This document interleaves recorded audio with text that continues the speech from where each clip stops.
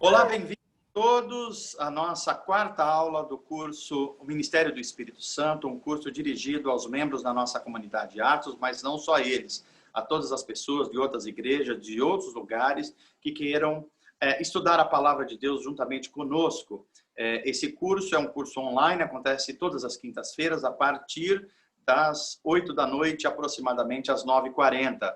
Então, sejam todos bem-vindos. Nós estamos fazendo todo um acompanhamento do ministério do Espírito Santo, a obra do Espírito Santo, o selo, o batismo, o fruto, o penhor, os dons espirituais, o enchimento do Espírito, o Espírito Santo atuando no mundo atualmente, atuando na igreja, atuando dentro das pessoas. O Espírito Santo que nos revela as Escrituras, nos ilumina sobre a Escritura, aprofunda o nosso conhecimento a respeito de Jesus Cristo. Então, é essa a nossa jornada. Ao final desse curso, nós vamos certificar as pessoas que passaram por esse ensinamento bíblico. E, em paralelo, nós estamos estudando aos conteúdos aqui, o livro de Atos. Nós vamos estudar ele inteirinho, de ponta a ponta, mas também nós vamos estudar, e eu queria que fizesse parte das suas leituras, o Evangelho de João, capítulo 14 ao 17. João 14 ao 17 é um texto-chave para nós, porque fala sobre o ministério do Espírito Santo e sobre a Trindade. O outro texto que é muito importante para nós aqui é o texto de 1 Coríntios 12, 13 e 14. 1 Coríntios 12, 13 e 14. Tudo capítulos, tá ok? E esse texto também é muito importante para nós. E depois, claro, o livro de Atos, que tem 28 capítulos, e nós vamos estudá-lo todo ele, porque é fundamental a gente compreender como o Espírito Santo trabalha e exerce o seu ministério no livro de Atos, e como ele faz isso de forma muito diferenciada, de formas muito diferentes, dependendo das pessoas, da etnia, dependendo do momento. Então, é por isso que é fundamental a gente compreender bem o livro de Atos, e claro, a gente vai conectando o livro de Atos às epístolas de Paulo, de Pedro e de João, para que o ensino bíblico seja o ensino correto, ortodoxo, o ensino que leva em conta os seus contextos e a melhor interpretação bíblica, tá bom? Então, vamos lá, vamos... De primeiro, aqui eu já queria lembrar vocês a respeito de algumas coisas. Nós vamos retomar a aula hoje a partir do slide 19, mas antes disso, eu vou pedir para o Valdir só passando para nós os slides, e a hora que você olhar o slide, se surgir uma dúvida muito importante sobre aquele slide, avisa aí já, para eu já tirar a dúvida de forma breve, depois nós retomamos, tá bom? Então vai lá, Valdir, pode passar então, pode compartilhar a tela.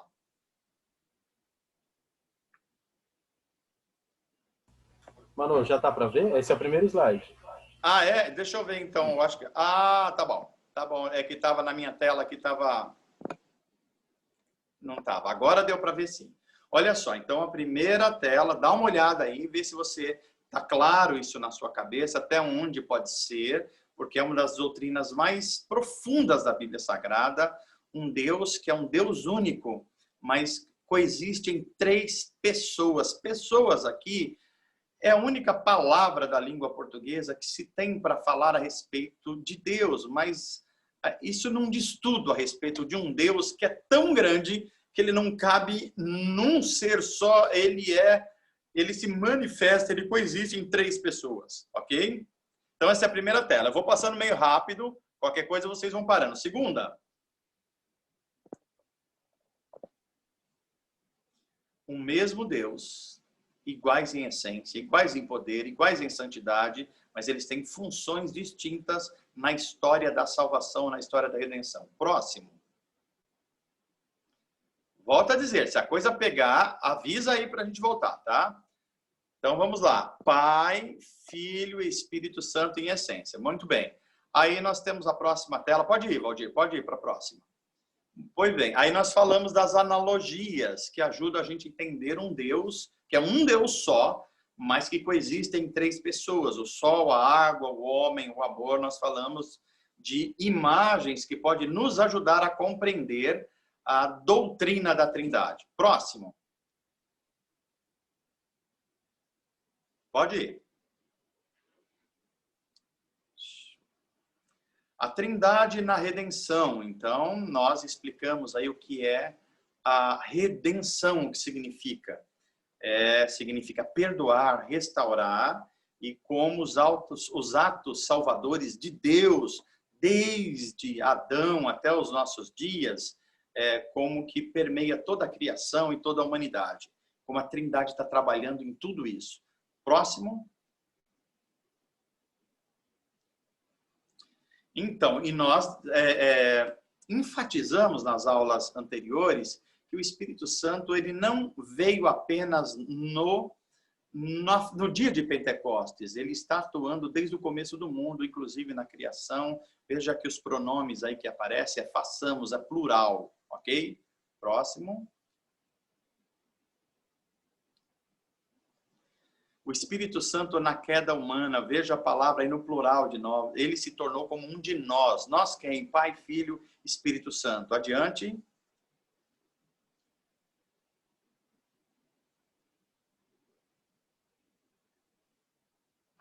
Aí tem uma explicação sobre o que é a história da redenção. A história da redenção é um conceito da Bíblia Sagrada que todo cristão precisa compreender. Todo cristão. É fundamental que você entenda que a Bíblia conta uma história principal. Todas as outras histórias são histórias secundárias em relação à história principal. Qual é a história principal? Como Deus está salvando o mundo, os homens. Isso é chamado a história da redenção, que passa por Adão, por Noé, passa por Abraão, passa pelos Isaac e Jacó, passa por Moisés, passa pelos juízes, passa pelos reis, né, principalmente o rei Davi, pelos profetas, e em Jesus ela tem a sua completa realização. Ok? Vamos adiante. Então, a obra do Espírito Santo e a história da redenção, ela pode ser explicada em 10 conceitos. Deus, pecado, salvação, Salvador, reconciliação, o Evangelho, os sacramentos, o reino de Deus, a vida de adoração e serviço e o novo mundo de Deus. Vamos adiante. Eu estou passando rápido porque nós já vimos esses conceitos, só estou lembrando vocês. Olha só, como Deus, que é uma trindade, atua na história da redenção. O Deus Pai planeja a salvação. Ele planeja. O Deus Filho é aquele que executa essa salvação. E o Deus Espírito Santo é o Deus que aplica esta salvação em nós. E tudo isso é um ato do grande amor de Deus sobre a sua criação, sobre os seres humanos que se voltam para Ele em arrependimento. Vamos lá. Então, vamos lá. Reforçando aqui e corrigindo compreensões incorretas da natureza do Espírito Santo. O Espírito Santo, ele é Deus, portanto, como Deus, ele deve ser adorado. Ele é eterno, ele sempre existiu. Não existiu só apenas a partir de Pentecostes. Ele sempre existiu e sempre existirá. Ele é uma pessoa com quem nós nos relacionamos. Portanto, ele tem vontade, a vontade do Espírito, ele tem sentimentos, ele sente, ele geme, inclusive, a Bíblia diz, e ele se relaciona. É por isso que nós devemos ter um relacionamento diário, constante com ele. E ele vive em nós, dentro de nós. Nós somos templos do Espírito Santo. Adiante. Muito bem. Então, qual é a obra do Espírito Santo? Se a gente fosse falar em termos gerais, a obra do Espírito Santo consiste em manifestar, trazer à tona a presença ativa de Deus no mundo.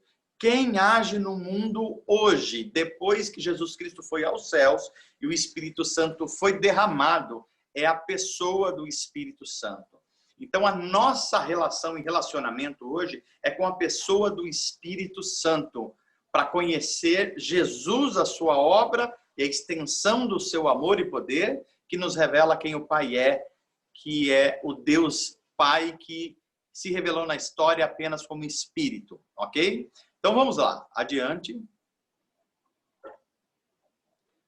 O Espírito Santo, ele aparece principalmente nos textos de João 14, 15 e 16. Eu incluiria até o 17 aí, porque Jesus ora por nós na oração sacerdotal, que é uma oração também do Espírito. Então, leia esses capítulos, precisam estar claros na nossa cabeça. Próximo. Muito bem, então o Espírito Santo ele está agindo na criação de todas as coisas, na criação do ser humano, que foi criado no 6º dia, no último dia da criação. O Espírito Santo está agindo na expulsão do Éden, agindo com misericórdia, e na época também de Moisés, o Espírito está agindo, preservando a vida de Moisés e preservando, inclusive, toda uma nação quando estava com risco de ser eliminada. Vamos lá. O Espírito Santo no Novo Testamento continuando aí, no tempo dos juízes, ou seja, de Débora, no tempo de Gideão, de Sansão, o Espírito estava agindo, visitava as pessoas, vinha sobre eles, não era derramado ainda, mas já vinha sobre eles. Então, no tempo dos reis, Davi, Saul, Salomão, você vai se lembrar que o Espírito de Deus vinha sobre Davi, ele tocava maravilhosamente, e isso fazia com que espíritos malignos deixassem os corpos das pessoas. No tempo do exílio de Israel, foi o Espírito Santo que ajudou a nação de Israel a se manter fiel à lei. No tempo de João Batista e de Jesus também, ok? Vamos lá, adiante. Recordando que só estamos lembrando, o Espírito Santo age desde a fundação do mundo, ele glorifica a pessoa do Pai, isso aqui é importante, ou seja, o Espírito Santo, a função dele é iluminar a pessoa e a obra de Jesus. Então, ele sempre está apontando para a pessoa e para a obra de Jesus, ok? Podemos ir adiante. E a Bíblia, né? Não, primeiro, os 4 aspectos da obra do Espírito Santo. Ele dá poder. Esse poder nós vamos estudar melhor em Atos dos Apóstolos, porque há muita dificuldade em entender o que é isso aí. O que é esse poder do Espírito Santo? Ele purifica ou santifica. Ele torna original a nossa vida, porque a nossa vida foi perdendo a originalidade. O Espírito Santo revela, ilumina a vontade de Deus nas Escrituras e a pessoa do Espírito Santo. E o Espírito Santo unifica o corpo de Cristo, a igreja, as pessoas, faz um corpo só, uma comunidade só, ok? Mais adiante. O Espírito Santo e a Bíblia, nós vamos ver que a Bíblia tem um autor, o autor é o Espírito Santo. Ele inspirou 40 escritores ao longo de 1.600 anos, escrevendo em 3 idiomas, para que a revelação de Deus chegasse a toda a humanidade. Nós vamos aprofundar mais isso aí. Adiante. Já chegamos no 19, Valdir, ou ainda não? Eu não estou vendo o número aqui. Espera aí, Manu, que eu vou só conferir. Só um minutinho.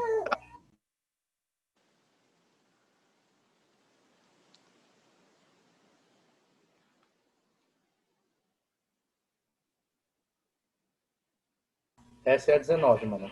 Então ok. A nossa aula parte daqui e a gente parece que temos uma pergunta aí, né, Valdir ou Nani? Parece que surgiu, eu vi alguma coisa chegando aqui. Vocês podem comunicar qual é? Tem uma pergunta do Jefferson, da semana passada. A semana passada. E parece que a Clara, se eu não me engano, apareceu aí também. Valdir, a pergunta do Jefferson, eu vou precisar um pouquinho de mais conteúdo, então a gente usa no primeiro intervalo, tá ok? Manu, agora, pode repetir que cortou? A da Clara eu não sei ainda. Se for sobre essa passagem que nós fizemos, pode fazer que a gente já tenta elucidar agora.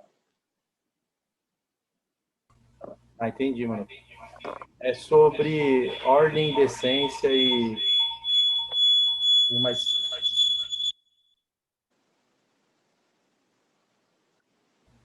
Ordem e decência? eu vou falar aqui, peraí.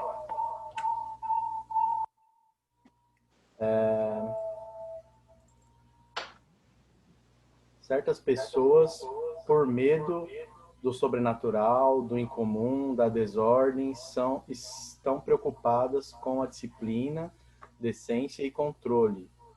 E preocupadas em se tornar culpado de apagar o Espírito Santo. Qual o discernimento sobre isso?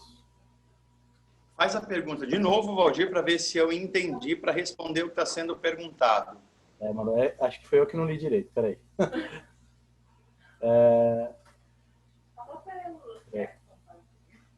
Deixa eu entender aqui a tela.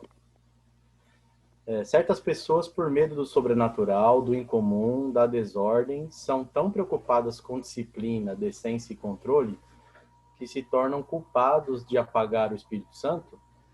Sim, eu acho que eu entendi agora, ficou mais claro. Então, nós vamos abordar mais esse assunto, mas eu vou dar uma resposta meio rápida aqui, só para a gente continuar. Na verdade, nós sofremos como cristãos, nas nossas igrejas, nas nossas casas, dois riscos: de não compreender bem a obra do Espírito Santo, a pessoa do Espírito Santo e a natureza do Espírito Santo, e a gente cometer dois erros. Quais são os dois erros? O primeiro erro é a gente achar que o Espírito Santo é uma força sobrenatural apenas e não uma pessoa. Por que isso é muito importante? Porque uma pessoa, a gente tem um relacionamento, e uma força é uma coisa que possui a gente. Não é isso. O Espírito Santo não é uma força apenas. Ele é uma pessoa, ele precisa ser conhecido. E ele é conhecido pela Bíblia Sagrada. E ele é conhecido pelas disciplinas espirituais, como a comunhão com outros discípulos de Jesus, como a oração e como a meditação na palavra de Deus, entre outras disciplinas espirituais. Então, em função disso, tem gente procurando no Espírito Santo ver coisas, achar coisas. Então, daqui a pouco, elas se tornam esotéricas e não cristãos. Isso é um risco. Tentando corrigir esse risco, há um outro grupo de pessoas que vão para o outro lado, com medo do sobrenatural, como foi dito aí, com medo das coisas espirituais, acham que o Espírito Santo é apenas um conceito. Um conceito ou apenas uma doutrina a ser aprendida. E, portanto, isso significa apagar o Espírito. Quando Paulo manda a gente não apagar o Espírito e buscar ser cheio do Espírito, ele está dizendo, cuidado para não impedir que o Espírito use as pessoas com seus dons. Cuidado para não apagar o calor do Espírito na adoração. Cuidado para vocês não se tornarem racionais demais. Não racionais, racionais precisa ser, mas exageradamente, e não abrir espaço para o sobrenatural. A fé, ela caminha junto com a razão humana, mas aonde a razão humana não consegue ir, a fé vai adiante. Então, a fé não é contra a razão humana, nem o Espírito é contra a razão humana. Há coisas que só o Espírito pode fazer e a razão humana não consegue ir. E é isso que Paulo está se referindo quando ele manda não apagar o Espírito. Então, em resumo, nós não devemos incorrer em nenhum dos dois erros. Achar que o Espírito Santo não é uma pessoa, é apenas uma força, que a gente sente um arrepio, uma visão, achar que tudo que está vendo é do Espírito, tem que tomar cuidado, porque isso tem que se coadunar com a palavra de Deus. Do outro lado, a gente não pode se tornar cético contra a ação do Espírito Santo, porque ele é Deus, ele é livre como Deus, ele pode fazer coisas que não estão na nossa capacidade humana de compreender. Espero ter respondido, pelo menos por enquanto, essa questão. Ok? Podemos ir adiante, então, Valdir? Tem mais uma da de Maria Clara. Da Clara? Eu achei que essa tinha sido da Clara, não era da Clara essa? Não, essa é do Jefferson, desculpa. Então eu já comecei a responder a do Jefferson, tá ok.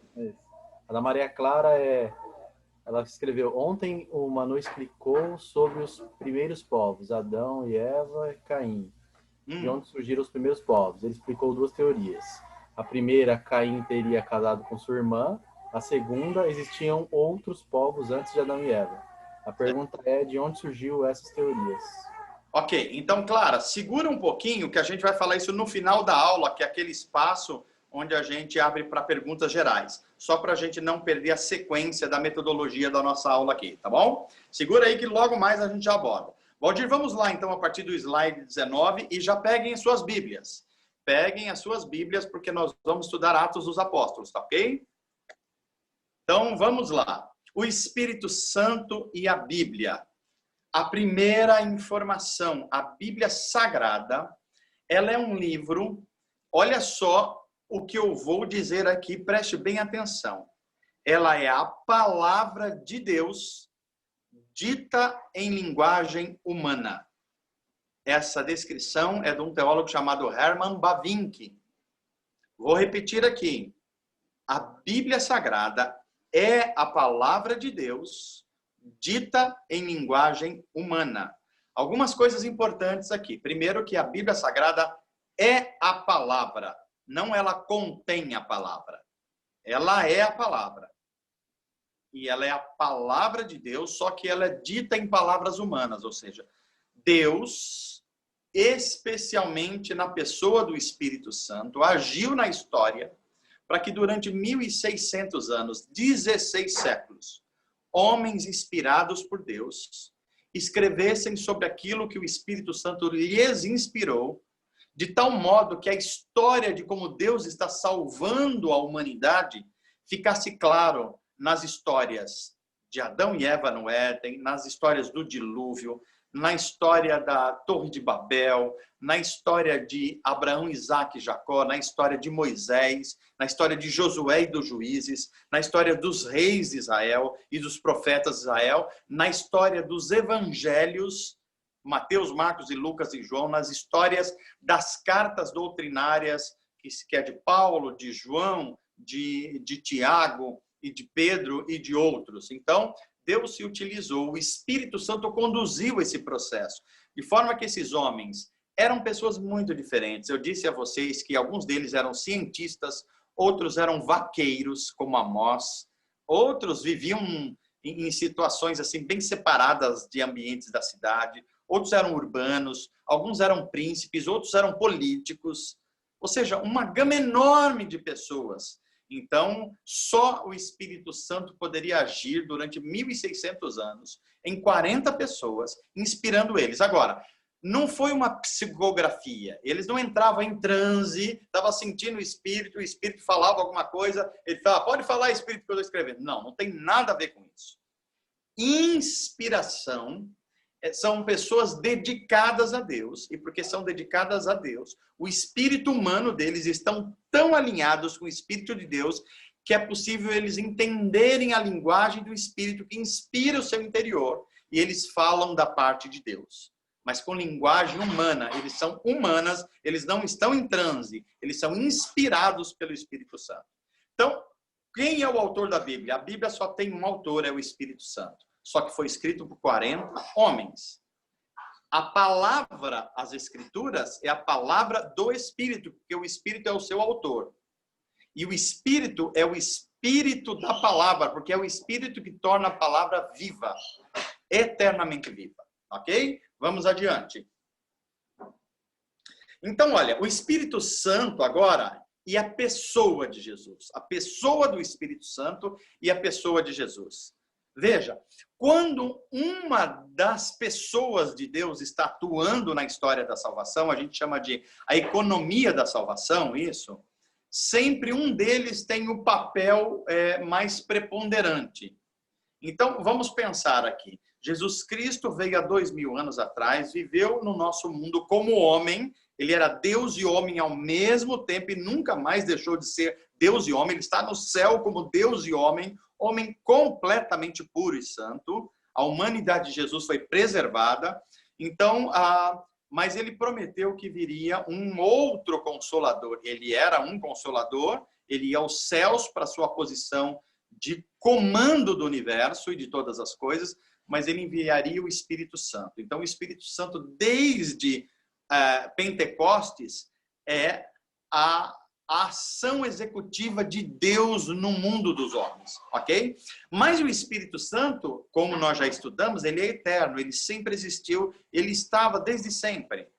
Não só no começo da criação, mas em toda a vida e ministério de Jesus. Por exemplo, no nascimento de Jesus, foi o Espírito Santo com um poder que gerou no útero de Maria uma criança, que é Jesus Cristo. É o poder de Deus, não se tem outra informação de outro ser humano que seja gerado através diretamente da ação do poder do Espírito Santo. Uma mulher fica grávida sem ter relação sexual com um homem. Não há espermatozoide humano aí. Há uma ação do Deus Criador direta na pessoa do Espírito Santo, gerando vida no ventre e no útero de uma jovem judia chamada Maria.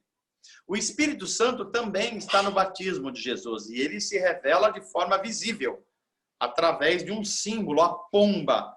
Quando Jesus está sendo batizado, uma pomba é vista sobre o Jordão como símbolo do Espírito Santo. O Espírito está lá, agindo. Ok? Terceira questão, o Espírito Santo está na tentação de Jesus. Logo que Jesus é batizado e começa o seu ministério público, logo depois do batismo, ele é levado para o deserto.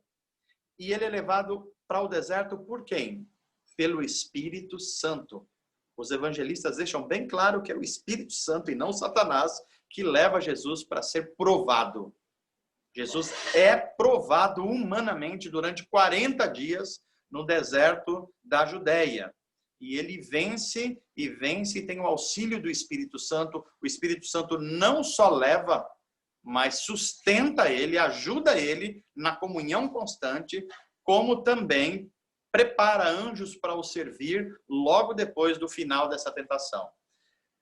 O outro ponto, na transfiguração de Jesus. Esse é um texto dos evangelhos que é muito bom vocês lerem e relerem, porque ele é muito importante, porque ali Jesus sobe a um monte e leva com ele os 3 dos seus mais próximos discípulos, Pedro, Tiago e João. E quando ele está lá, há uma ação tão poderosa do Espírito Santo que a face dele, as vestes dele se transfigura de uma forma celestial. É como se o corpo de Jesus, que só apareceria como ressurreto depois da sua ressurreição, tivesse uma pequena amostra antes. É isso que acontece. É como se o corpo em poder de Jesus aparecesse, e aparecem também o testemunho de Elias e Moisés. Moisés representando a lei e Elias representando os profetas de Israel. E a voz que vem do alto diz: todos, a lei e os profetas, devem se submeter ao meu Filho Jesus Cristo. Outro item, na morte e na ressurreição, é o Espírito que está assistindo Jesus no momento em que ele vai à morte como um ser humano, como carne, e também no momento que ressuscita. É o poder do Espírito Santo agindo que ressuscita Jesus de Nazaré. E último, na ascensão de Jesus aos céus. Como é que o Espírito Santo está presente aí? Ele aguarda Jesus Cristo subir aos céus para sua posição de soberania e poder sobre todo o cosmos, para ele ser derramado, agora não mais visitando pessoas, mas ele visitando o mundo dos homens. O Espírito Santo é derramado sobre toda a carne, sobre os discípulos de Jesus, mas sobre todos os seres humanos. Eu ontem estava querendo até mandar uma mensagem no grupo, que eu lembrei disso, como o Espírito Santo age hoje, não só sobre a igreja, embora ele haja sobre a igreja, não só sobre os cristãos, embora ele haja sobre os cristãos, mas ele age na humanidade inteira. Ontem, por volta das 10 horas, estava um calor insuportável. Vocês estavam nas suas casas, certamente estavam vendo. Um calor insuportável. Mas daqui a pouco, sei lá, quando deu 11 horas da noite, começou uma chuvinha maravilhosa. Um vento mais fresco e uma chuvinha maravilhosa. E eu lembrei o que é graça de Deus através do Espírito Santo. Jesus diz que Deus é tão bom que ele manda o seu sol e a sua chuva sobre justos e injustos. Ou seja, aquela chuvinha não veio só sobre os cristãos, veio sobre toda a criação de Deus. O nome disso é graça comum, e essa ação é uma ação do Espírito Santo no mundo. Ok? Próxima tela, Valdir. O Espírito Santo após a ascensão de Jesus. Aqui, olha, nós vamos entrando propriamente no livro de Atos dos Apóstolos.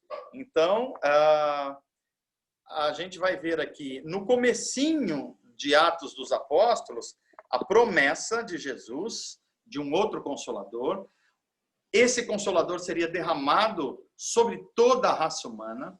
Isso aconteceria na festa judaica dos Pentecostes, ou seja, era comemorada 50 dias após a Páscoa, ok?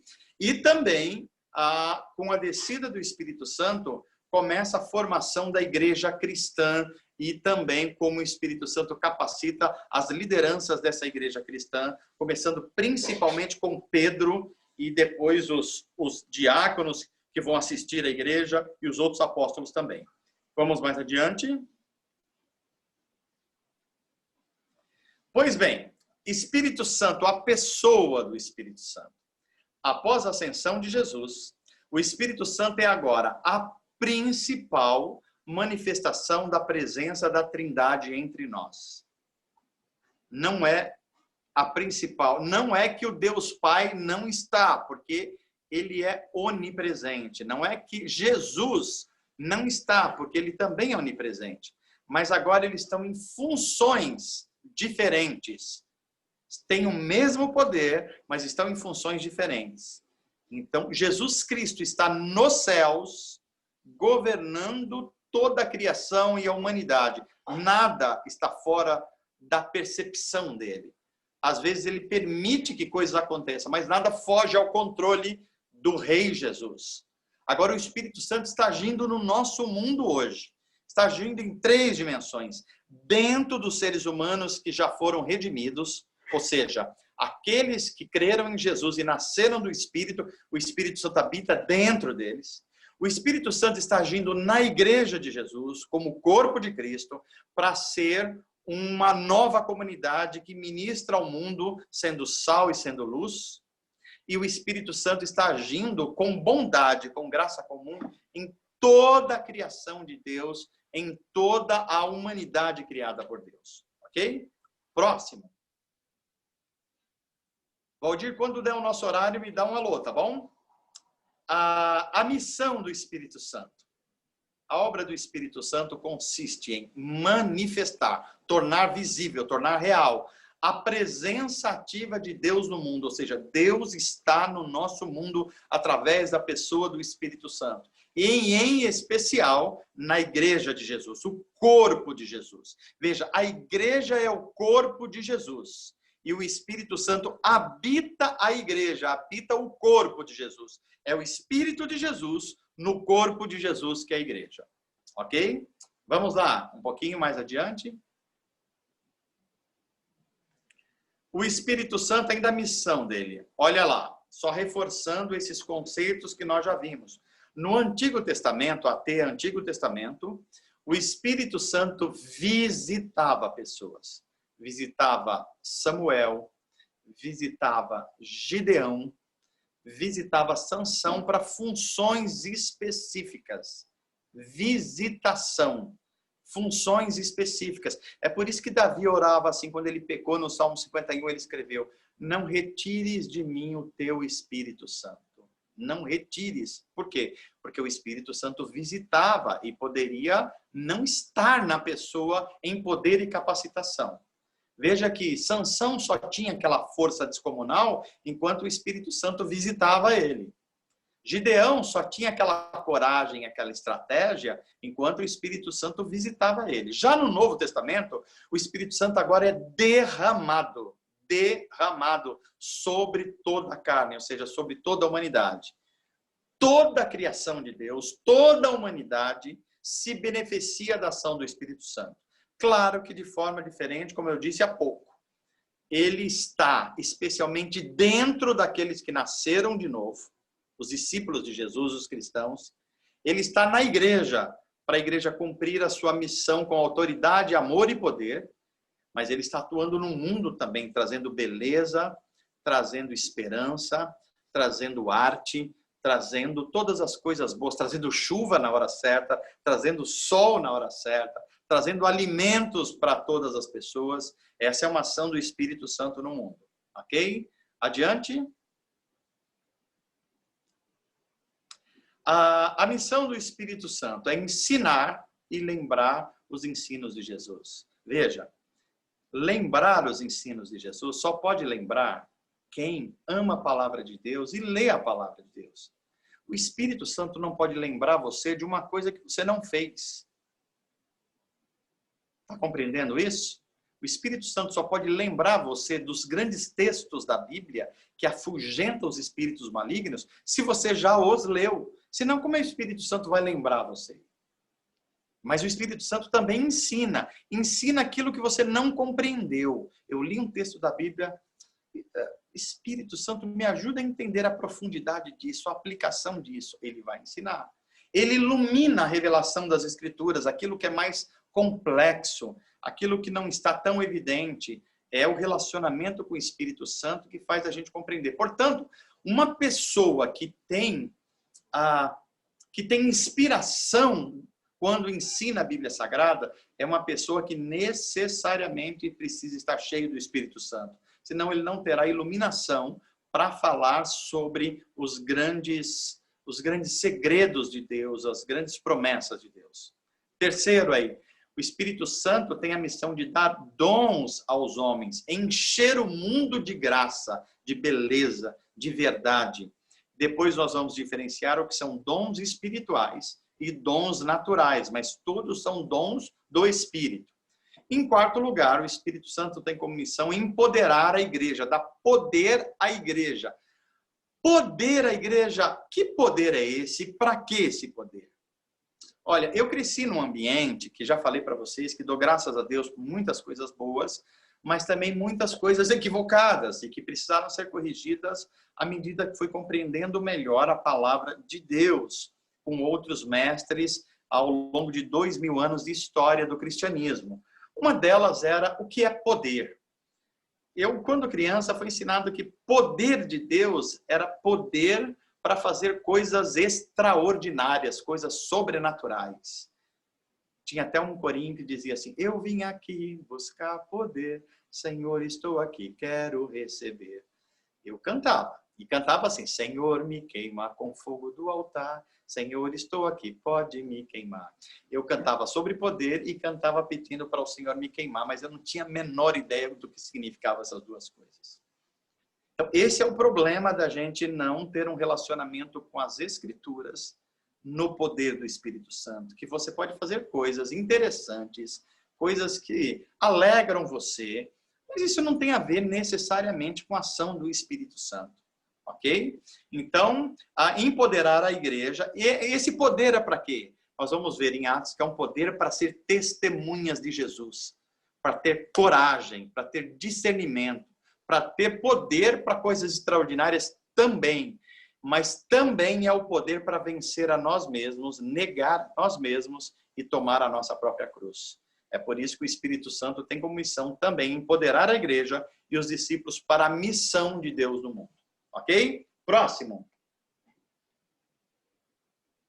E aqui, olha, a gente está chegando num ponto que é um ponto de ligação com Atos. Há duas grandes ações dentro do ser humano, ou no ser humano, que o Espírito Santo está fazendo. A primeira é o Espírito Santo que regenera. Regenerar significa gerar de novo, nascer de novo. Regeneração significa novo nascimento, nascer de novo.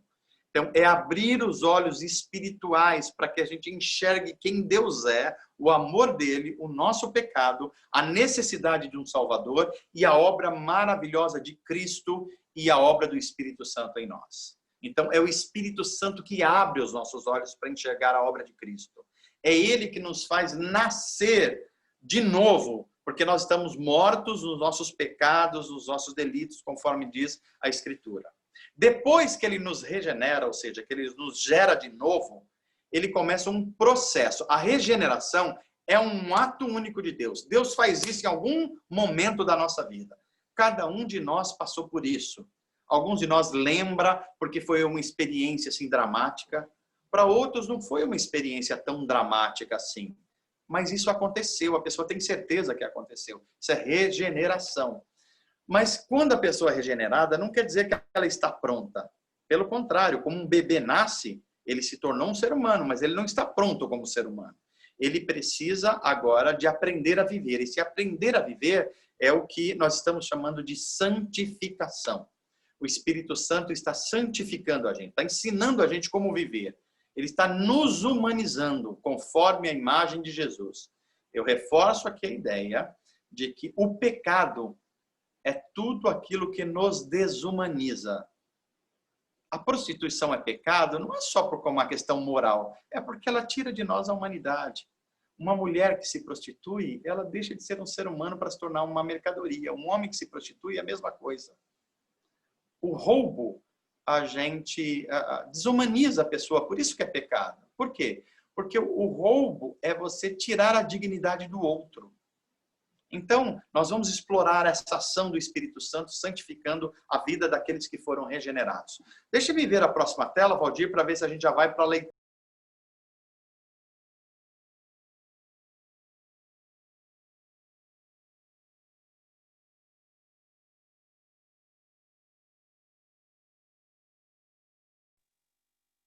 Estudou a respeito do tema da obra do Espírito Santo. Olha, nós vamos entender melhor o derramamento do Espírito Santo.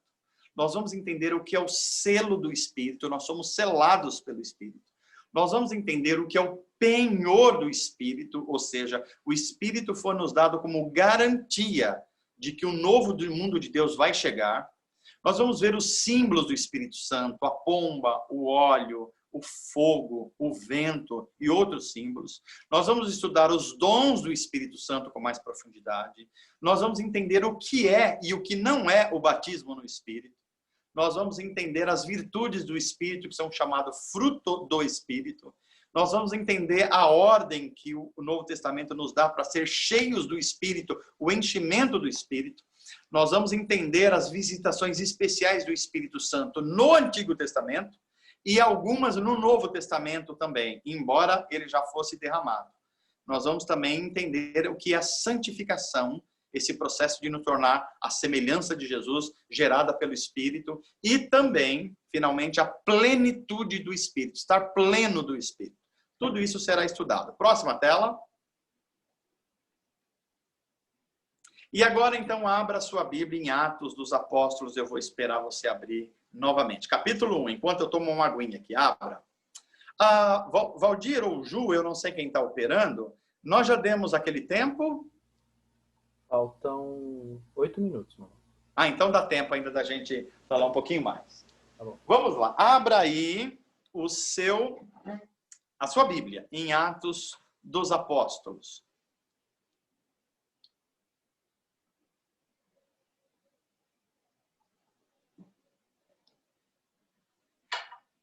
Então, Atos 1. Eu queria dar um roteiro para vocês. Atos 1, como eu falei para vocês, Atos é uma sequência dos escritos do evangelista Lucas. O Evangelho de Lucas é o primeiro livro e o Atos dos Apóstolos é o segundo livro. É por isso que ele já começa dizendo aí, Lucas que escreveu Atos dos Apóstolos. Ele diz, em meu primeiro livro. Qual é o meu primeiro livro? O Evangelho segundo Lucas. Ok? Olha só, a NVI e NVT já trazem aí, olha, informações importantes. Ok? Então, esse capítulo, ele vai abordar basicamente algumas coisas. A primeira, a promessa do Espírito Santo. O Espírito Santo não veio de supetão. O Espírito Santo não é um remendo de Deus para dar assistência aos seres humanos, porque Jesus teve que voltar aos céus. Não. O Espírito Santo é o cumprimento de uma promessa que foi feita há muito tempo atrás, no Antigo Testamento, mas foi feita especialmente e confirmada por Jesus Cristo. Então, o Espírito Santo é a promessa que quando Jesus, ele fala antes da sua morte, depois da sua ressurreição, que eles deveriam ficar em Jerusalém, porque eles receberiam um derramamento especial do Espírito Santo. E agora o Espírito Santo passaria a viver dentro deles, e não mais ao lado deles. E esse Espírito daria um poder sobrenatural a eles para testemunhar da ressurreição e da vida de Jesus Cristo como Senhor. Então, aí tem uma promessa, a promessa do Espírito Santo. Na sequência, o próximo assunto de Atos 1 é a ascensão de Jesus. Por que a ascensão é importante? Porque Jesus disse que se ele não fosse aos céus, o Espírito Santo não poderia descer ao nosso mundo. Então, Jesus sobe aos céus para uma posição de rei, para reinar, para comandar o universo, e o Espírito Santo desce ao mundo dos homens. Então, isso é relatado por Lucas, a ascensão. Nós já vimos lá que aquela nuvem que é descrito é a representação da glória de Deus, do poder de Deus, que Jesus Cristo tinha se esvaziado quando se tornou homem, e agora que está sumindo de novo a sua glória, ele tem agora todos os poderes como Deus, ok? Sem deixar de ser um ser humano também. Natureza divina e natureza humana numa pessoa só, Jesus Cristo. É por isso que ele é especialíssimo, ele é único, ele é singular, na verdade. O outro assunto é que quando isso acontecesse, quando o Espírito viesse, eles receberiam poder. Poder para quê? Nós já vimos, poder para testemunhar. Já pode ir passando, Valdir. Nós já estamos lá pelo 7, 8 aproximadamente, tá? Poder, a ascensão de Jesus já veio aí, é o tema que nós tratamos. Pode ir um pouquinho mais, deixa eu ver. Pode ir um pouquinho mais adiante. Isso, olha aí, ó. Vocês receberão poder e esse poder vai ajudar vocês a cumprir a missão de vocês. O terceiro assunto é a substituição de Judas Iscariotes. Vocês se lembram que dos discípulos de Jesus, olha uma informação que talvez uma boa parte de vocês não saiba. Quando Jesus foi à cruz, os discípulos fugiram com medo. Só um discípulo esteve na crucificação de Jesus. Só um. Foi João. João era um daqueles, Pedro, Tiago e João. Foi a João que Jesus disse, olhando para Maria, mãe de Jesus, cuide dessa mulher como a sua mãe. E disse a Maria, cuide desse meu discípulo como seu filho. Só, um único. Os outros fugiram. A gente conhece a história de mais dois, pelo menos. Pedro negou e fugiu. E Judas negou e traiu a Jesus e se matou, se suicidou. Então, como os apóstolos precisavam ser 12, porque eles representavam as 12 tribos de Israel, por isso que o número 12, então teria que substituir. E aí eles fazem uma coisa muito interessante, vocês vão ler depois. Pode ir mais adiante, olha. Pode ir um pouquinho mais adiante, porque como é que eles escolhem? Eles escolhem orando para pedir o discernimento do Espírito Santo e lançando sortes. É bom que a gente perceba aqui que é uma ação de Deus sobrenatural e uma ação humana. As nossas decisões têm sempre essa característica. Nós não podemos atribuir tudo a Deus porque nós temos responsabilidades. De outra forma, a gente não pode confiar completamente em nós, porque a nossa vida está na dependência de Deus. Então, muito curiosa. E quem é escolhido? Um homem chamado Matias. Matias, então, completa o número de 12 apóstolos. Veja, os discípulos eram aqueles que aprendiam com Jesus. O nome discípulo é o aprendiz. Depois da morte e da ressurreição de Jesus, esses discípulos se tornam apóstolos. Apóstolos é aquele que leva a mensagem de um mestre. Ok? Antes da morte e ressurreição, eles eram discípulos. Depois da morte e da ressurreição, eles se tornaram apóstolos. O outro assunto que vem na sequência é que é uma ordem de Jesus para que eles fiquem em Jerusalém.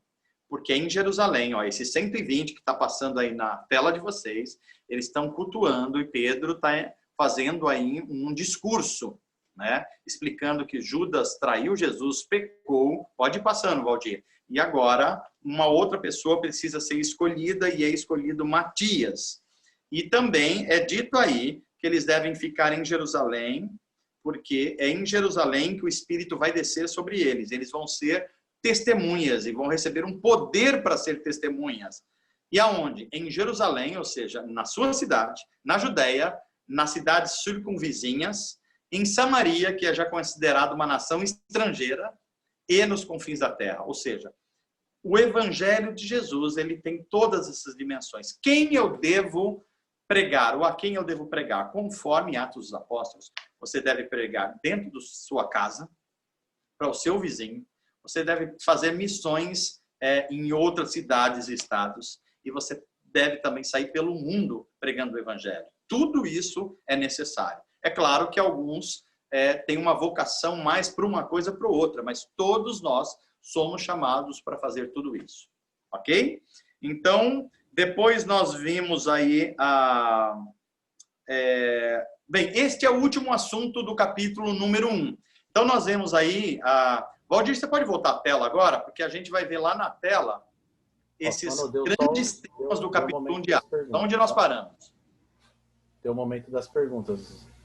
Tá bom. A gente só volta lá e já volta para as perguntas. Ok.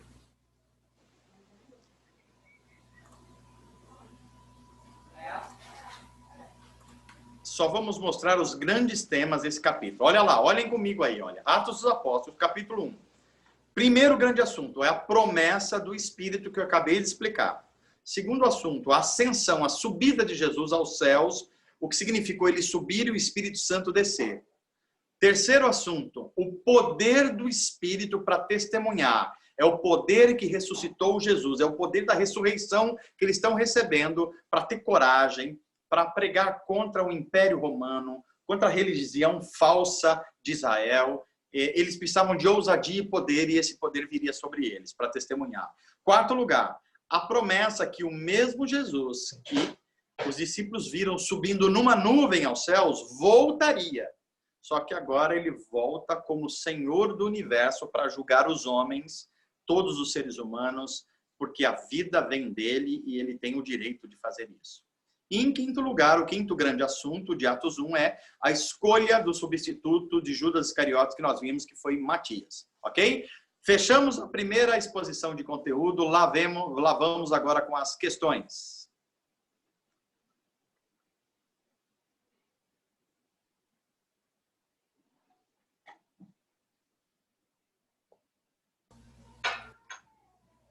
Mano, enquanto eles não começam, eu vou fazer um então, tá bom? Vamos lá, Valdir. Você falou que depois daquele episódio em particular, os discípulos se tornaram apóstolos, né? Isso. Então, hoje em dia, ninguém pode mais se intitular apóstolo ou ser intitulado? Olha, essa já é uma pergunta muito interessante que nós vamos retomar quando nós falarmos em dons. Porque esses são pessoas, dons ou dons pessoas. Mas já vamos dar um avant-première aqui, Valdir.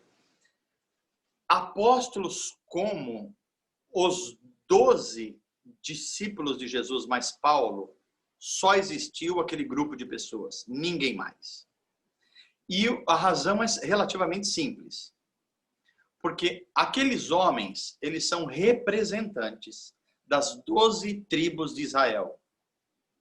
Ou seja, o povo da aliança agora está representado em 12 homens e a sua descendência. Então, não pode ter 15, 18, 20, 25. Não pode. Porque são 12 tribos de Israel que formam o Israel. A nação de Israel. Segundo aspecto. Eles andaram com Jesus, literalmente, e foram comissionados pelo próprio Jesus. Foram chamados. Ninguém mais. A única exceção que tem nesse grupo é Paulo. Por isso que Paulo fala, eu sou o último dos apóstolos e eu fui o nascido fora de hora. Ele usa essa expressão.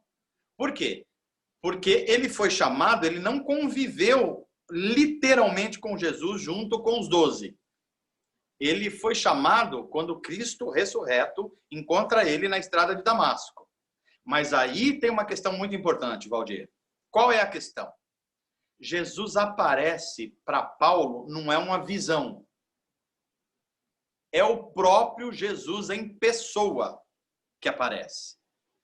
Então, Paulo também é chamado por Cristo em pessoa. Por isso que ele é um apóstolo. Ele é comissionado pelo próprio Jesus. Por isso que ele é um apóstolo. E ele tem outra marca dos apóstolos. Tem grande poder de operar milagres.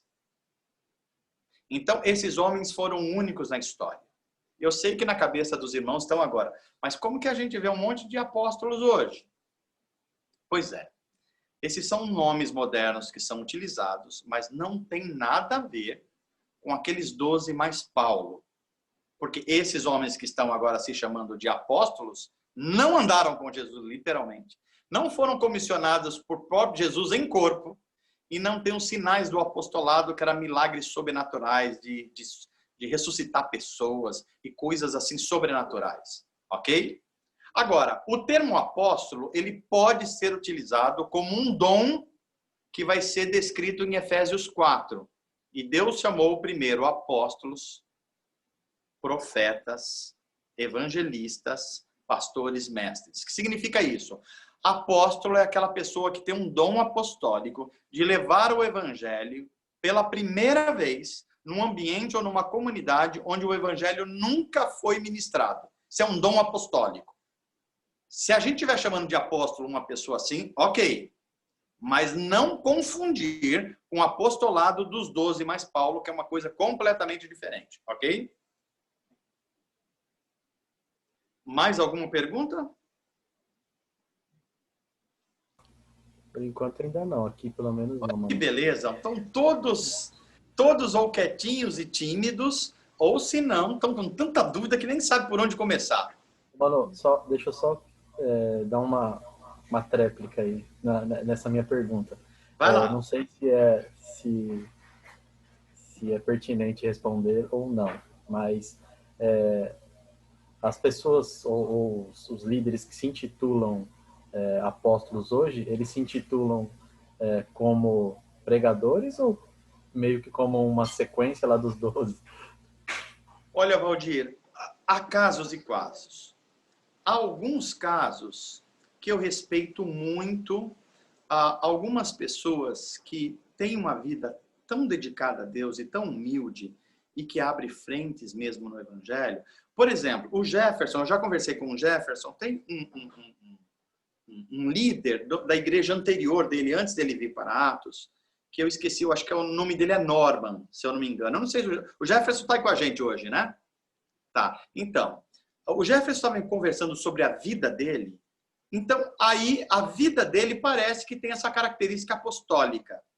Uma pessoa dedicada a Deus, ele não se considera superior a ninguém hierarquicamente, mas ele tem um testemunho e um poder de testemunhar incrível, e abre frentes de trabalho e tudo mais. Nesse sentido, eu não teria problema. Por exemplo, tem um homem chamado Ronaldo Lidório no Brasil, se vocês quiserem pesquisar, ele é um pastor presbiteriano, Ronaldo Lidório.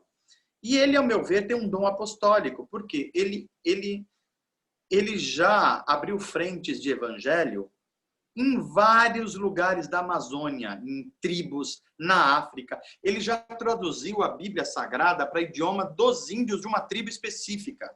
Ou seja, eu não teria nenhuma dificuldade em chamar alguém assim de um apóstolo, porque ele vai onde ninguém vai. Agora, apóstolos na Praça da Sé não dá, Valdir. Não dá. Porque a Praça da Sé, o evangelho já chegou faz pelo menos 200 anos, né? Então, isso é uma tentativa de trazer para si um nome que lhe mostre uma autoridade espiritual. Aí é hierárquico, e a Bíblia nunca chamou isso de hierarquia. Quando a gente estudar, e Deus chamou uns para apóstolos, profetas, evangelistas, pastores e mestres, não tem nenhuma hierarquia aqui. Eu vou explicar o significado, mas não é hierarquia.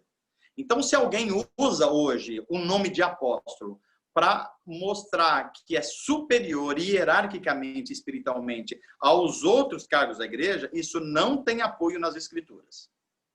Ok? Deu para captar? Sim, obrigado, mano. Acho que o Jefferson está mostrando algum livro. Ah, é? É que eu estou no celular aqui e as minhas telinhas ficam pequenas. Deixa eu achar hoje. aqui. Deixa eu ver. Jefferson...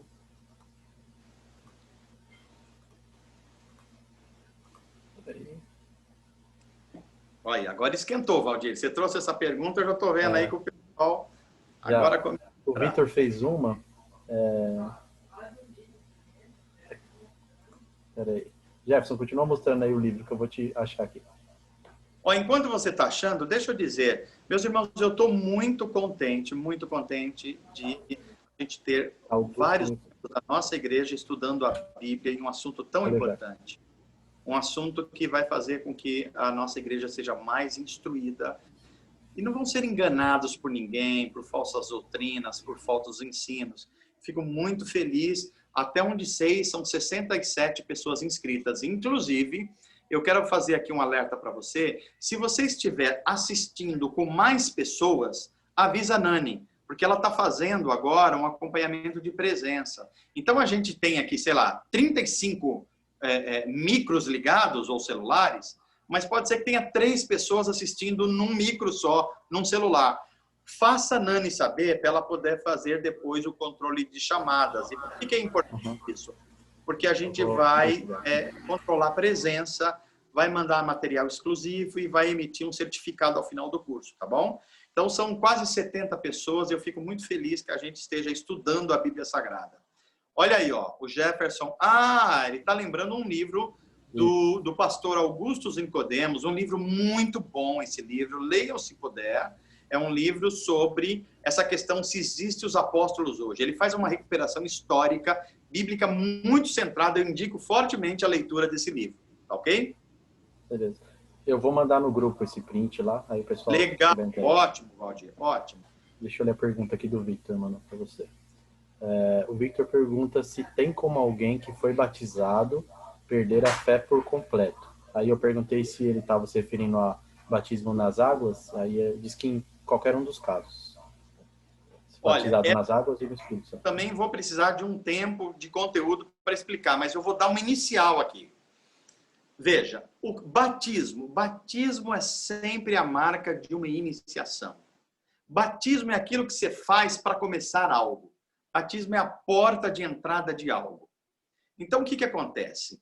Quando uma pessoa ela recebe a ação do Espírito Santo, abrindo os olhos espirituais, o Novo Testamento chama isso de batismo. É uma ação espiritual dentro do ser humano. O Espírito Santo abre os olhos para que ela enxergue a glória de Deus em Cristo e a pessoa responde com fé e com arrependimento. Esse processo é chamado de novo nascimento e é também chamado no Novo Testamento de batismo no Espírito, início na vida do Espírito.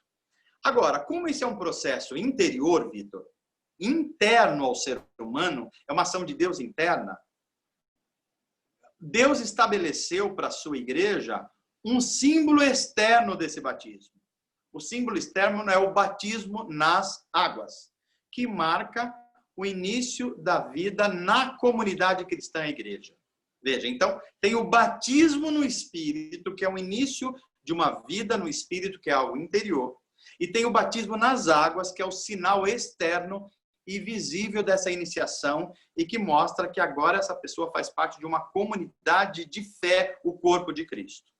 Se uma pessoa passou de forma legítima e, digamos assim, sem enganos por esses batismos, jamais ela poderá perder a sua comunhão e a sua salvação, porque o Espírito Santo vai conduzi-la até o último dia. Agora, se uma pessoa fez isso se auto-enganando, enganando as pessoas, ela já está perdida. Espero ter respondido. Mano, o tempo já foi, mas tem mais 3 perguntas. Véio. Então, vamos ver se a gente consegue. Qualquer coisa a gente tira do tempo depois, lá da frente. Tá bom. Segue com as perguntas? Vai lá. Uma da Pamela. Ainda sobre apóstolos e milagres. Qual o propósito das maravilhas em nosso tempo? Vamos lá. Primeiro, uma primeira identificação, Pamela. Há um número menor de milagres, ou seja, de atos sobrenaturais de Deus no nosso mundo hoje do que na época dos apóstolos no início da igreja. E a razão é evidente. As razões são 2. Primeiro, João, o evangelista, vai escrever que os sinais que foram realizados por Jesus e pelos apóstolos eram sinal. Sinal do quê? De que Jesus Cristo era o Messias prometido no Antigo Testamento. Ou seja, quando ele viesse, o seu poder ia identificar que ele era o Messias, porque ele ia curar cegos, ele ia levantar os aleijados, ele ia dar vida aos mortos, ele ia curar os leprosos, ou seja, tudo aquilo que era impossível à época, Jesus estava fazendo, identificando que ele era o Messias, o escolhido de Deus. Então, essa profusão de milagres no começo da igreja, sobrenaturais, é para testar o poder de Jesus e a identidade de Jesus. Quem é? Jesus é o Messias que está visitando o mundo dos homens. E o que está testando isso? Os seus milagres. Ninguém pode fazer o que ele está fazendo. Essa é a primeira razão. A segunda razão é que, quando o Espírito Santo veio e deu os dons às pessoas, esses dons, eles foram dons na igreja, dons espirituais, mas deu habilidades também aos homens. Isso significa ciência, medicina, medicamentos, uma série de coisas que o gênio humano foi desenvolvendo, porque o Espírito de Deus foi abrindo os olhos e a mente deles para desenvolver. Então, hoje, nós temos muitas curas. E todas essas curas são de Deus, porque não tem uma cura que não seja de Deus. Toda cura é divina. Olha o que eu vou afirmar aqui. Toda cura é divina. Só que algumas curas, elas são dramáticas e estáticas, e outras curas são por processos normais. Por exemplo, quando você vai a um médico, o médico não cura você, porque nenhum médico pode curar você. Só Deus, que é o dono da vida, pode curar. Deixa eu explicar isso melhor. O que um médico faz é ajudar você com conhecimento e medicamentos e com ação médica para recuperar o seu equilíbrio de saúde. Então, ele ajuda o seu corpo a recuperar o equilíbrio. Agora, manter esse equilíbrio, é Deus que está mantendo tudo isso. Se Deus não mantiver a minha pressão em 12/8, eu não tenho vida. Se ele não manter minha corrente sanguínea dando fluxo às células, eu não tenho vida. Se o meu sistema respiratório não funcionar, eu não tenho vida. E quando uma dessas coisas entra em desequilíbrio, eu vou ao médico para ele ajudar a voltar ao equilíbrio. Então, o médico é um auxiliar de Deus. Mas quem mantém a vida em equilíbrio é o próprio Deus. Ok? Essa é a razão, então, por causa dos milagres sempre foram sinais. Por que hoje eles têm menos sinais? Porque o evangelho já está sendo pregado. Jesus Cristo já é conhecido pelas Escrituras e pela sua igreja. Então é por isso que esses milagres extraordinários têm números menores hoje. Ok? Espero ter respondido a questão. Temos mais alguma, Valdir? Tem mais duas, mano. Essa é bem curta, da Bruna Kevlin. Qual a diferença de apóstolo e evangelista? Então vamos lá. Eu vou recuperar esse tema depois, mas já vou dar um avant-première aqui. Efésios 4 vai dizer que Deus deu à igreja 4 tipos de pessoas, e essas pessoas, elas se confundem com o próprio dom delas, porque elas têm um dom espiritual, mas ela tem uma vocação também especial dada por Deus. E são 4 e não 5. Apóstolos, profetas, evangelistas, e o quarto é pastor-mestre, que é a mesma pessoa. Mestre e pastor no Novo Testamento é a mesma coisa. Ou seja, pastor precisa cuidar de pessoas e precisa ser mestre e ter conhecimento. Se cuida de pessoas, mas não é mestre, a tendência é fazer bobagem. É por isso que tem muita gente que se diz pastor, por exemplo, mas não é mestre. E aí o que acontece? Tem hora que cuida e tem hora que mata pessoas. A Bíblia está dizendo desde 2000 anos atrás que essas coisas não podem ser separadas. Quem deseja o pastorado precisa se tornar competente como um mestre na palavra de Deus. Mas também não pode ser o contrário. A pessoa só estudar e não ser um cuidador de pessoas. Porque senão ele se torna um intelectual da fé, mas não tem cheiro de ovelhas. Então, agora respondendo mais especificamente, a diferença entre um apóstolo e um evangelista. O apóstolo é aquele que abre uma frente nova do evangelho, onde as pessoas não conhecem, uma nova cidade, uma tribo de índios, lá na África, onde as pessoas não conhecem o evangelho, ou cidades do muito interior, onde as pessoas estão enganadas por idolatrias. É o que vai a primeira vez. O profeta é aquele que, indo ao apóstolo e inaugurando essa área, ele começa a falar a palavra de Deus num local. Então, o profeta no Novo Testamento é uma espécie de pregador. O profeta é o pregador, é aquele que fala a palavra de Deus. No Antigo Testamento, o profeta, Deus falava pela boca do profeta. No Novo Testamento, nós já temos a palavra de Deus, que é a Escritura. Então, o profeta fala a Escritura, ok? E o evangelista? O evangelista é aquele que pega os conteúdos do apóstolo e do profeta, que é o evangelho, e espalha pela cidade. Aquele que sai fazendo visitas e pregando o evangelho aqui, pregando o evangelho acolá, espalhando essa notícia. Ok? E essas pessoas que receberam essa boa notícia do Evangelho da Graça de Deus, bem, vai precisar de pastores e mestres para cuidar deles e para ensinar todo o conselho do Senhor. Veja que é uma sequência. O apóstolo em primeiro lugar, o profeta em segundo, em terceiro o evangelista e em quarto o pastor mestre. Nenhum é mais importante que o outro. Nenhum tem uma hierarquia maior que o outro. Bruna, talvez você esteja perguntando isso porque as suas origens, como a minha também, é a Assembleia de Deus, e na Assembleia de Deus tem um cargo chamado evangelista. Mas ali é um cargo da denominação, que não tem nada a ver com essa explicação do Novo Testamento como uma vocação de vida, ok? Mais alguma, Valdir? Temos a última aqui, mano, do Alex da Fúvia. Alex da Fúvia. Vamos lá, Alex. Pai novo. Pergunta: boa noite, pastor. Sabemos que Judas pecou ao trair Jesus e hoje é um dos discípulos mais odiados pela humanidade. Mas a traição já não estava escrita ou predestinada, alguma coisa assim, né? E caso Judas não tivesse traído Jesus, como se cumpririam as escrituras? Olha, que bela pergunta. E é uma pergunta complexa essa. Eu vou dar início a ela e depois a gente continua também. Vamos lá, Alex, é o seguinte. Esta pergunta que você está fazendo, ela coloca em evidência duas grandes doutrinas da Bíblia que parece que andam em tensão. Elas não são contrárias, mas elas andam em tensão. Quais são as duas doutrinas?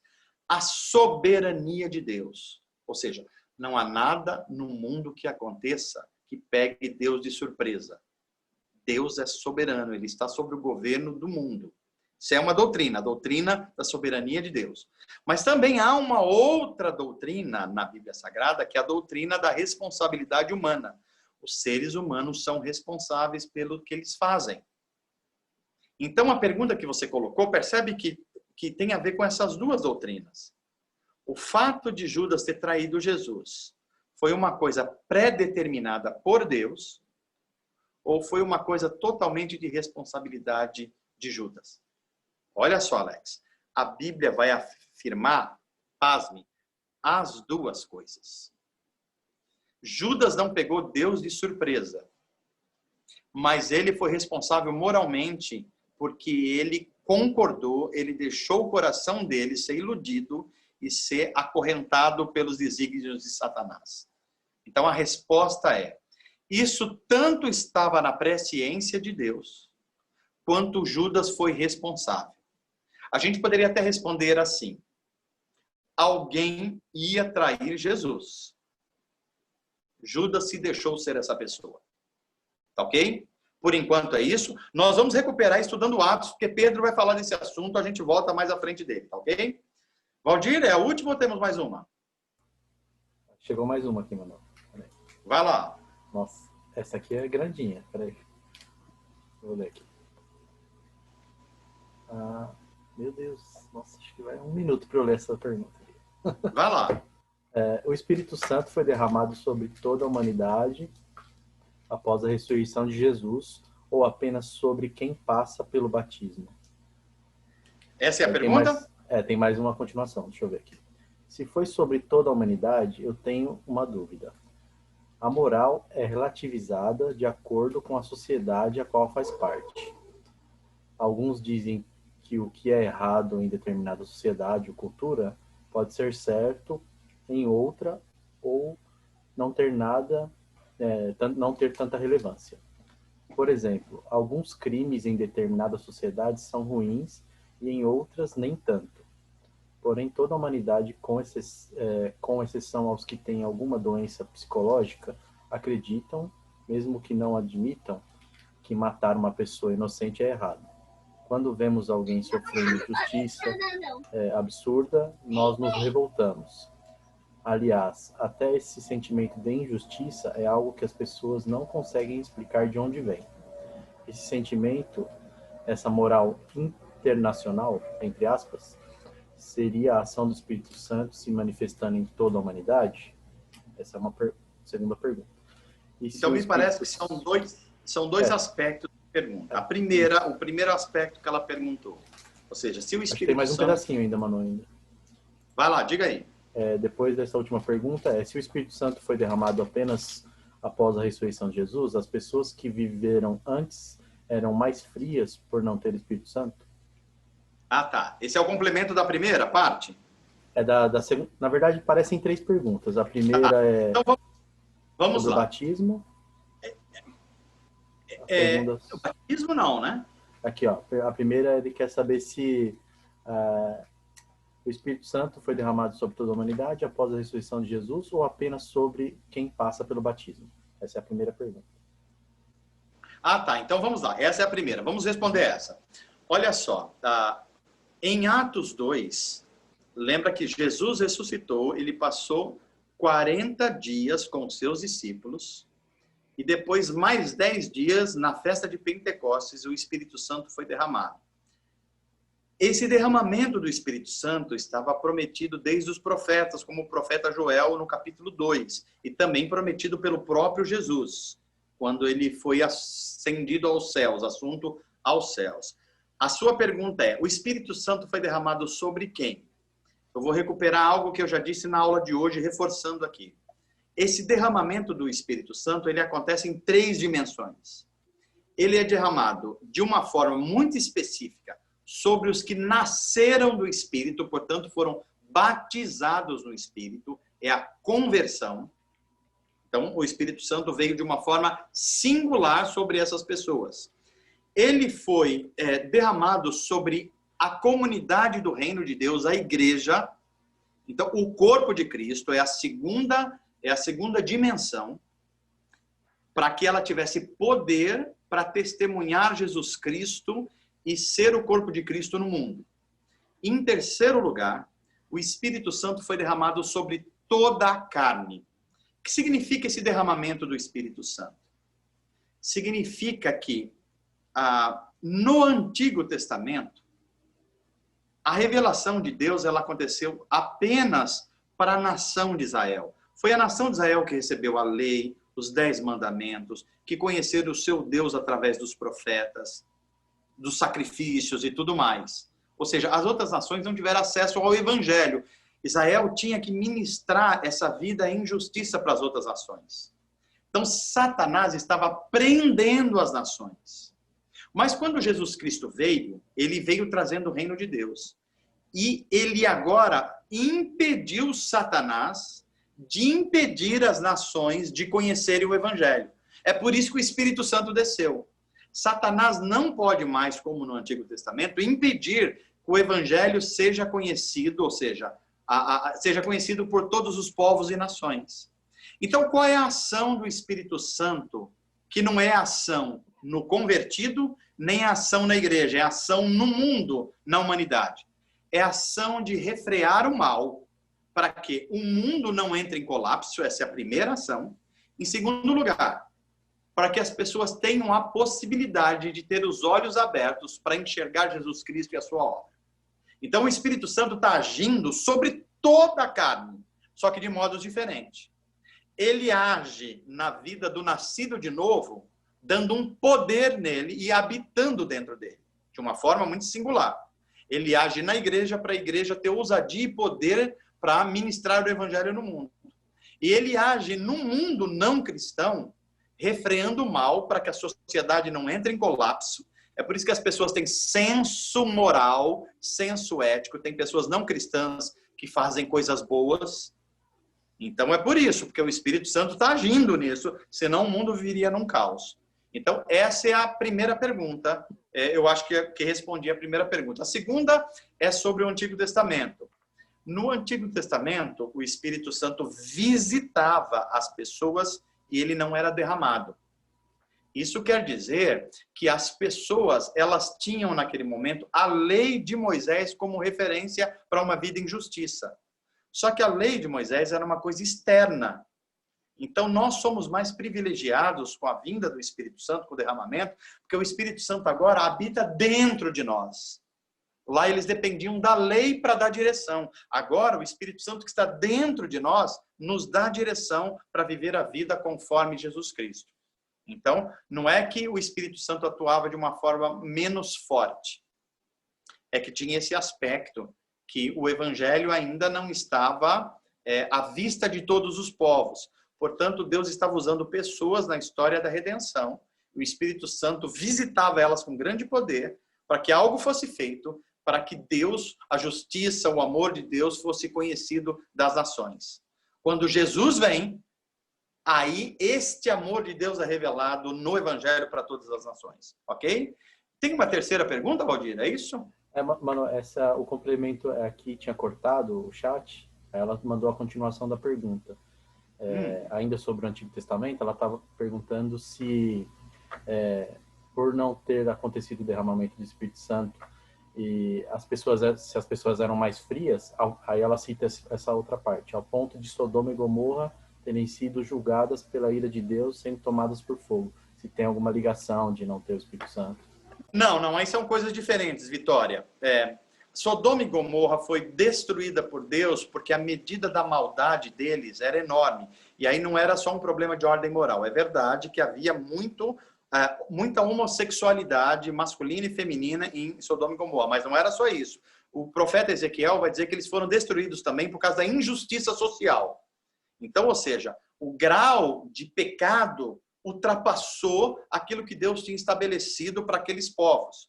Mas eles não pecaram talvez mais do que os romanos pecaram, e os romanos já viveram na época de Jesus, né? A gente teve, por exemplo, Nero, Calígula, que foram imperadores romanos, que viveram após a ressurreição de Jesus. Então, a única diferença é que o Espírito Santo, quando derramado, ele trouxe, por assim dizer, uma chance maior e uma tolerância maior. Veja, tem alguns pecados no Antigo Testamento que Deus agiu e já julgou a história na hora. No Novo Testamento, com a vinda de Jesus e a oferta do Evangelho, Deus está dando oportunidades. Então, Deus acaba tolerando algumas situações de grande pecado para dar oportunidade das pessoas se arrependerem e confiarem em Jesus e ter Jesus como Senhor. Ok? Mano, aí tem a última parte, eram 3 perguntas na mesma, mano.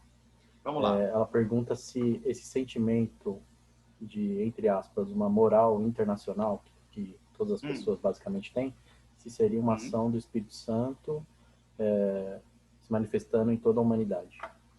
Sim.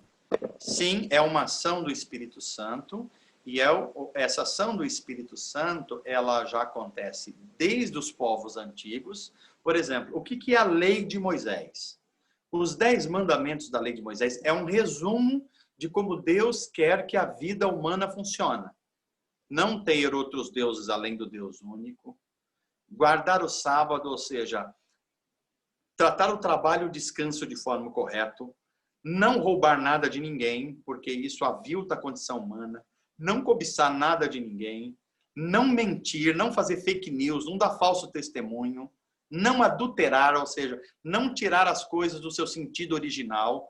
Essa noção de moralidade está em todos os lugares do mundo, de uma forma ou de outra. Algumas sociedades, a partir das escrituras judaicas ou do cristianismo, conseguiram ir mais adiante.